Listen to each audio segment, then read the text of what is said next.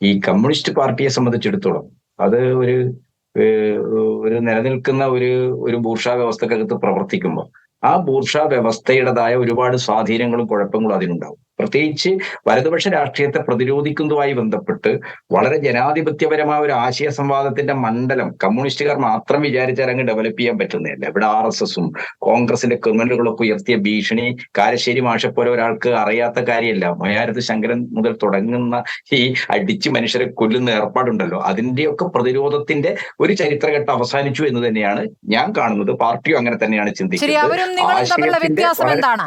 ഇത് സ്ഥിരമായി പറയുന്ന ഒരു വാദമായതുകൊണ്ട് അവരും നിങ്ങളും തമ്മിലുള്ള വ്യത്യാസം എന്താണ്? അതാണ് പറയാൻ പോകുന്നത്. അതായത് ഈ കേരളത്തിന്റെ ഒരു പുതിയ സാഹചര്യം മനസ്സിലാക്കിക്കൊണ്ട് രാഷ്ട്രീയത്തെ അതിന്റെ ആശയ മണ്ഡലത്തിൽ തന്നെ ആശയങ്ങൾ തമ്മിലുള്ള ഏറ്റുമുട്ടൽ എന്ന രീതിയിലേക്ക് തന്നെ മാറ്റേണ്ടതുണ്ട്. അത് കേരളത്തിലെ എല്ലാ ജനാധിപത്യ കക്ഷികളുടെയും ഉത്തരവാദിത്തമാണ്. കമ്മ്യൂണിസ്റ്റ് പാർട്ടി എന്ന നിലക്ക് ആ കാര്യത്തിൽ വലിയ മുൻകൈ ഒരുപാട് വിട്ടുവീഴ്ചകൾ ചെയ്തുകൊണ്ട് CPM എടുക്കേണ്ടതുണ്ട്. അതുകൊണ്ടാണ് സ്മൃതി, ഈ കഴിഞ്ഞ ഇടതുപക്ഷ ജനാധിപത്യ മുന്നണി അധികാരത്തിൽ വന്നതിന് ശേഷം എത്രയോ ഇടതുപക്ഷ പ്രവർത്തകർ കൊല ചെയ്യപ്പെട്ടു. കണ്ണിന് കണ്ണ് മൂക്കിന് മൂക്ക് എന്ന ഒരു ലൈനിൽ പ്രതികാരം ചെയ്യരുത്, ആ രീതിയിൽ വൈകാരികമായ പ്രതികരണം ഉണ്ടാകരുത് എന്ന് വളരെ കർശനമായി പാർട്ടി ഒരു നിലപാടെടുത്തു. അതിന്റെയൊക്കെ എല്ലാവിധത്തിലുമുള്ള ഒരു പുതിയ ഒരു സാഹചര്യത്തെ അഭിമുഖീകരിക്കാൻ കഴിയുന്ന രീതിയിൽ പാർട്ടിയെ മാറ്റിയെടുക്കാനുള്ള നീക്കം പാർട്ടിക്കകത്ത് നടക്കുന്നുണ്ട്. അതിന് പരിമിതികളും ദൗർബല്യങ്ങളും ഉണ്ടാവും. അതിപ്പോ തീർച്ചയായിട്ടും പാർട്ടി പരിഹരിച്ചു പോകും.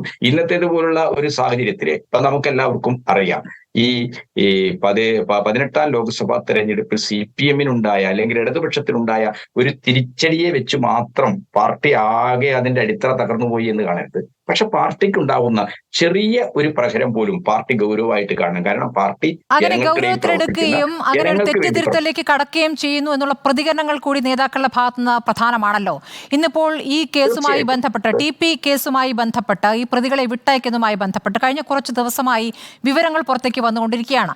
ആ വിവരങ്ങൾ മുഴുവൻ മാധ്യമ ഗൂഢാലോചനയാണ് എന്നും പ്രതിപക്ഷത്തിന്റെ ഗൂഢാലോചനയാണ് എന്ന വാദം ഉയർത്തുക. ഇന്നിപ്പോൾ സഭയിൽ സംസാരിച്ച ശേഷം പുറത്ത് മന്ത്രി MP രാജേഷ് പറയുന്നു, ഇവിടെ പ്രതിപക്ഷത്തിന് വേണ്ടി സർക്കാരിന്റെ ശമ്പളം പറ്റി പ്രതിപക്ഷത്തിന്റെ രാഷ്ട്രീയം നടപ്പാക്കുന്ന പോലീസാണ് ഈ തരത്തിൽ KK രമയുടെ മൊഴിയെടുത്തതെന്ന്. എന്താണ് അതിന്റെ ഒരു ലോജിക്ക്? അതെങ്ങനെയാണ് ജനങ്ങൾക്ക് ബോധ്യമാവുക? ദഹിക്കുന്ന കാര്യങ്ങളല്ലേ പറയാൻ പറ്റൂ. എങ്ങനെയാണ് നിങ്ങൾ അത് വിശദീകരിക്കുന്നത്? സ്മൃതിയെ പോലുള്ള ഒരു സീനിയറായ മാധ്യമ പ്രവർത്തകർ അത് മനസ്സിലാക്കണം. ഇന്ന് ഇടതുപക്ഷ സർക്കാരിനെതിരായിട്ട് നമ്മുടെ സിവിൽ സർവീസിന്റെയും നമ്മുടെ പോലീസിന്റെയും ഒക്കെ രംഗത്ത് പ്രവർത്തിക്കുന്ന ഒരുപാട് ആളുകൾക്ക് വലിയ അമർഷമുണ്ട്. അവർക്ക് ഇഷ്ടപ്പെട്ട രീതിയിലുള്ള ഒരു ഭരണമല്ല CPM-ന്റെ സർക്കാർ എന്ന് പറയുന്നത്. ഇപ്പോ ശ്രീമതി ഇന്ദിരാഗാന്ധി കൊല ചെയ്യപ്പെട്ടു. ആരാലാണ് കൊല ചെയ്യപ്പെട്ടത് സ്മൃതി? അവരുടെ അംഗരക്ഷകരാലാണ്. അത് നമ്മൾ അറിയണം. അതും പഞ്ചാബ് എന്ന് പറയുന്ന ഒരു ചെറിയ പ്രദേശത്ത് മാത്രമുള്ള ഒരു രാഷ്ട്രീയ സിഖ് പ്രസ്ഥാനത്തിന്റെ ഒരു തീവ്രവാദ പ്രസ്ഥാനത്തിന്റെ പ്രതിനിധികളായതുകൊണ്ടാണ് അവരാണ് പ്രതികാരം ചെയ്തത്. അപ്പോ ഭരണകൂടത്തിൽ ആരിരുന്നാലും, ഇന്ദിരാഗാന്ധി ഇരുന്നാലും പിണറായി വിജയൻ ഇരുന്നാലും, അവർക്കെതിരായിട്ട് ചിന്തിക്കുന്ന എതിർ ശക്തികൾക്ക്, പ്രതിലോമ ശക്തികൾക്ക് അവരെ ഉപയോഗിക്കാൻ കഴിയുമെന്നുള്ളത് ഇന്ത്യയുടെയും കേരളത്തിന്റെയും മാത്രം അനുഭവമല്ല, ലോകത്തിന്റെ അനുഭവമാണ്. അത്തരം കാര്യങ്ങളൊന്നും അറിയാതെ കണ്ണൂർ ജയിൽ സൂപ്രണ്ട് പ്രതിരോധ ശക്തിയായതും പ്രതിപക്ഷത്തിന്റെ ആയുധമായതും ഏത് സമയം തൊട്ടാണ്? അല്ല, അത് നമുക്ക് ഈ കേസ് അന്വേഷിക്കുകയാണല്ലോ. അവർക്കെതിരായിട്ട് നടപടി വന്നു. സസ്പെൻഷൻ എന്ന് പറഞ്ഞാൽ അന്വേഷണ കാലമാണ്. ചില കാലം കൂടി ഉണ്ടല്ലോ ശ്രീ KT കുഞ്ഞിക്കണ്ണൻ. ഇവർക്ക് ലഭിക്കുന്ന പരോൾ സാധാരണ ജയിലിൽ നിന്ന് ആളുകളെ വിട്ടയക്കുന്ന ഏത് ഘട്ടത്തിലാണ്? ജയിലിനകത്തെ നല്ല പെരുമാറ്റം അല്ലെ, അത് 10 വർഷമെങ്കിലും പൂർത്തിയാവുകയെങ്കിലും വേണം. ഈ കേസിലെ പ്രതികൾ ജയിലിൽ പോകുന്ന ഉമ്മൻചാണ്ടി ഭരിക്കുന്ന സമയത്താണ്. അപ്പൊ ഉമ്മൻചാണ്ടി ഭരിക്കുന്ന സമയത്ത് ഇവർ ജയിലിലെത്തപ്പെട്ട ജയിൽ അധികൃതർ സ്വാധീനം ചെലുത്തിക്കൊണ്ട് ഫോൺ ഉപയോഗിക്കുന്നതിനെ കുറിച്ചും മദ്യം ഉപയോഗിക്കുന്നതിനെ കുറിച്ചും ഉൾപ്പെടെയുള്ള എന്തെല്ലാം വാർത്തകൾ വന്നു. അന്ന് ഇടതുപക്ഷമല്ലല്ലോ ആഭ്യന്തര വകുപ്പ്, ജയിൽ വകുപ്പ് കൈകാര്യം ചെയ്യുന്നത്.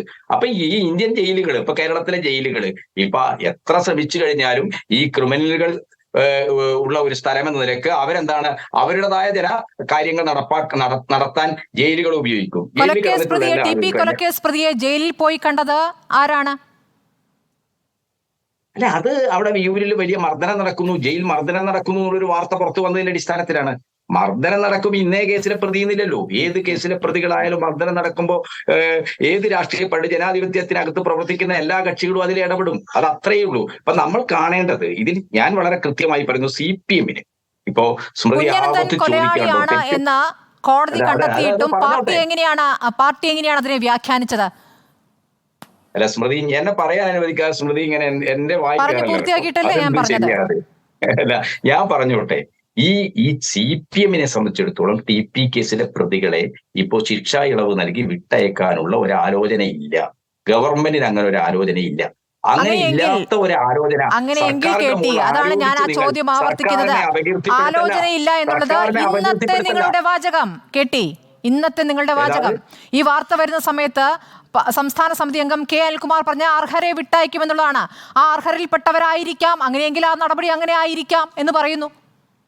അല്ല, കാര്യത്തിൽ കോടതിയുടെ പ്രത്യേകമായ നിർദ്ദേശമുണ്ട്.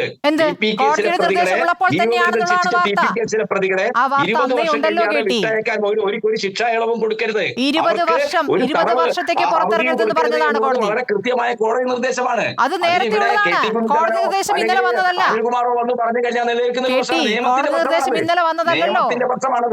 കോടതി നിർദ്ദേശം ഇന്നലെ വന്നതല്ലോ. ആ വിധി നിലനിൽക്കുന്നുണ്ടോ?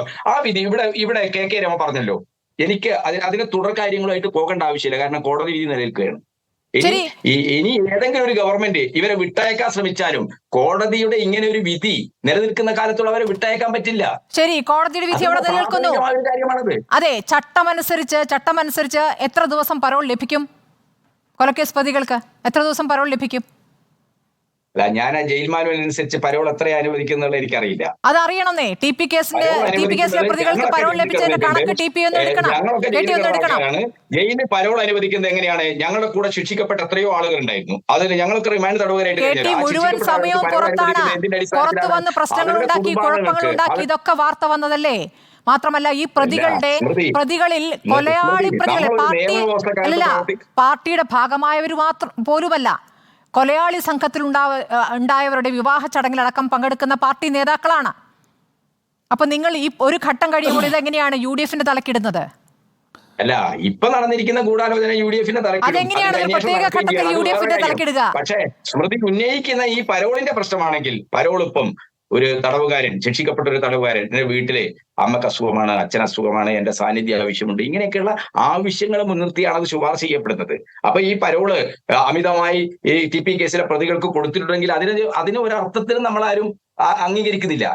നിങ്ങൾ അംഗീകരിക്കാത്ത കാര്യങ്ങളാണ് നിങ്ങളുടെ കാലത്ത് ഇവിടുത്തെ ജയിലിൽ നടന്നുകൊണ്ടിരിക്കുന്നത്, ഇപ്പോൾ നടക്കുന്നതും. അതായത് ഈ ആഭ്യന്തര വകുപ്പ് പൂർണ്ണമായ പരാജയം അല്ലേ കേട്ടി? ഇല്ല, അങ്ങനെയില്ല. ആഭ്യന്തര വകുപ്പ് പൂർണ്ണമായി പരാജയമൊന്നുമില്ല. അത് സ്മൃതി പരുത്തിക്കാട് നീതി ആയോഗിന്റെ റിപ്പോർട്ട് ഒന്ന് പരിശോധിക്കണം. ഇന്ത്യയിലെ മറ്റു സംസ്ഥാനങ്ങളിൽ ആഭ്യന്തര വകുപ്പ് ലോ ആൻഡ് ഓർഡർ ഒക്കെ ബന്ധപ്പെട്ടുകൊണ്ട് മറ്റു സംസ്ഥാനങ്ങളുമായിട്ടുള്ള താരതമ്യം പോകും.